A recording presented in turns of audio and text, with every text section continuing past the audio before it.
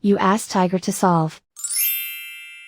This deals with linear equations with one unknown. The final result is y equals -2/7.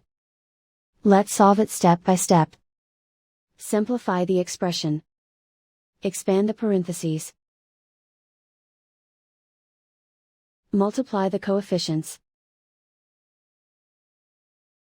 Simplify the arithmetic. Group like terms. Simplify the arithmetic. Group all constants on the right side of the equation. Add 4 to both sides. Simplify the arithmetic.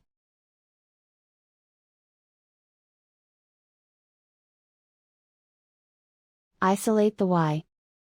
Divide both sides by -14. Cancel out the negatives. Simplify the fraction. Move the negative sign from the denominator to the numerator.